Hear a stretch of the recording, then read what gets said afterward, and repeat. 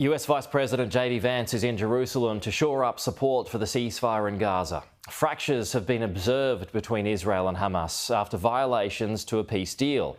Mr. Vance admits peace in the Middle East is going to take time. Our warning to Hamas is very straightforward. The terms of the 20-point plan that the president put out there is very clear. It's supported not just by Israel, but by all of our Gulf Arab friends. It's that Hamas has to disarm. It's that Hamas has to actually behave itself, and that Hamas, while all the fighters can be given some sort of clemency, they're not going to be able to kill each other, and they're not going to be able to kill their fellow Palestinians. Adam Parsons has more now from Jerusalem.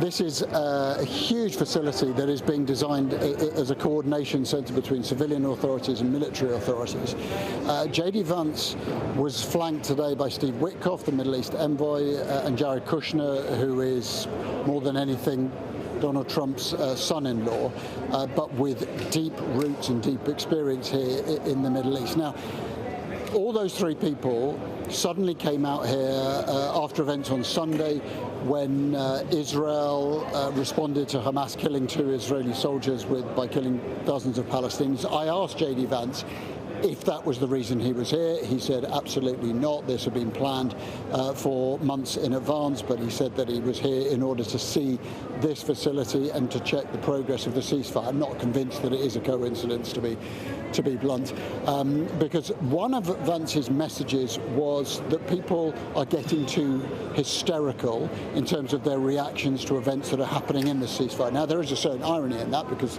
the greatest hyperbole has probably come from the president, who today talked about sanctions against Hamas being fast, furious and brutal. He previously said Hamas will be eliminated very violently if it doesn't stick to the terms of the ceasefire, although that is one of the issues that was highlighted by JD Vance here.